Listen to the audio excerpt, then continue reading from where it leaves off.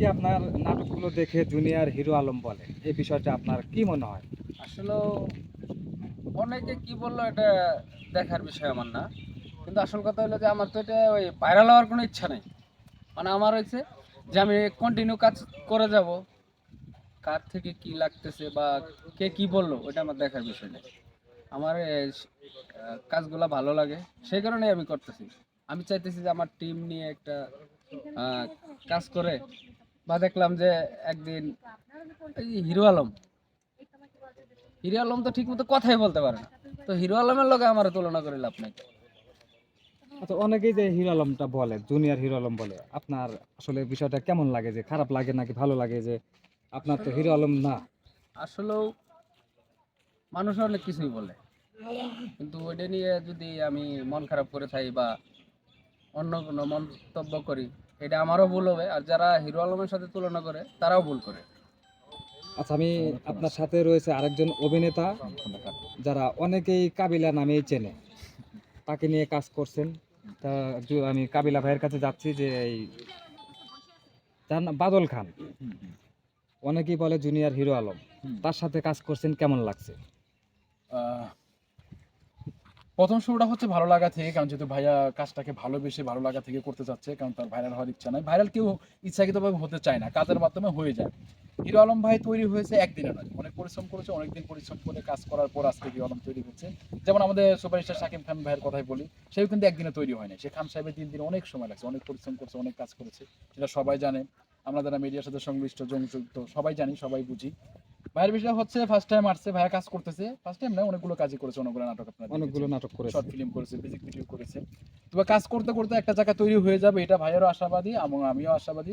আমি ভাইয়ের সাথে কাজ করে যেটুকু অনুভূতি ফিল করছি সেটা হচ্ছে যে যেহেতু পরিচয়টা হয়েছে, ভাইয়া ভালো মনের মানুষ, কাজ করছে, সে আমাদেরকে যে কাজ করাচ্ছে, সে কিন্তু নিজের প্রডিউসার নিজেই।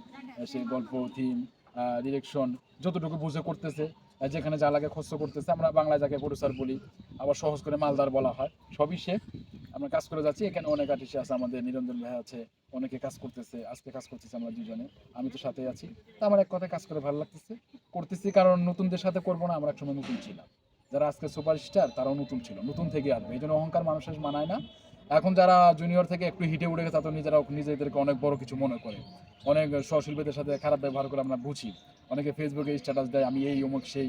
তো আমি তাদের উদ্দেশ্যেও বলবো যে অহংকার যেন কখনো না হয়। শিল্পী সবার, শিল্পী হচ্ছে সবার বিনোদনের জন্য, শিল্পী হচ্ছে সবার আনন্দের জন্য। শিল্পী মানে হচ্ছে একটা ফুটন্ত ফুলের মতো, যে সবাই পছন্দ করবে, সবাই তাদের সাথে মিশে চলবে।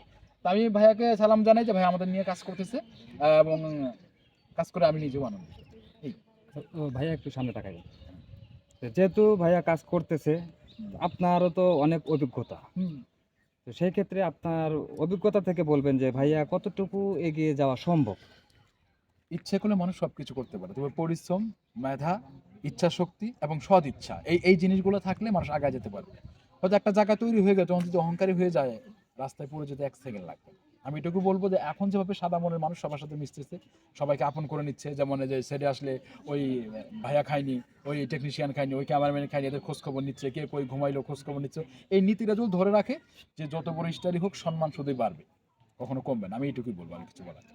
সবশেষে আমি আপনার কাছে যাচ্ছি, ভাইয়ের কাছে যাচ্ছি যে যেহেতু আপনি কাজ কন্টিনিউ করে যাচ্ছেন, দর্শকও অনেক ভালোবাসা দিয়েছে আপনাকে, ভালোবাসা দিয়েই জুনিয়র হিরো আলম নামটা তারা বলে, তো সেই দর্শকদের উদ্দেশ্যে কি বলতে চান? দর্শকের উদ্দেশ্যে বলতেছি যে আসলেও আমার যদি ভিডিও তাদের কাছে ভালো লাগে তাহলে সাবস্ক্রাইব করবে, বা আমাকে যদি বারবার দেখতে চায় তাহলে লাইক কমেন্ট করে বলবে যে এই ভিডিও এই বাঞ্জের করেন, তাহলে ওই বাঞ্জের করবো। ভিডিওতে ভুল ত্রুটি থাকলে তারা বলে তারা দিবে। বলে দিবে। আর আমার তো আসলেও নাটক করার ইচ্ছে বেশি ছিল না, আমার ইচ্ছে ছিল আমি নিজেই গান গাবো, নিজেই গান তৈরি করে করবো, কিন্তু আসলে এটা এখন সম্ভব হয়নি, সম্ভব হয়ে সম্ভব যাবে হয় নাই, ইনশাল্লাহ। সম্ভব হয়ে যাবে একটা ইনশাল্লাহ। দিয়ে যদি শুরু করেছে তখন গানও সে আসবে ভাই, একটা ধাপ আগায় গেলে সবকিছু করা সম্ভব। তো দর্শকদের কাছে আমি একটা জিনিসই বলবো, আপনারা যেভাবে সাপোর্ট করছেন লাইক কমেন্ট শেয়ারের মাধ্যমে, সেম এভাবেই করেন। আপনাদের ভালোবাসায় ভাই এগিয়ে যাওয়া সম্ভব, আমরাও আছি ইনশাল্লাহ।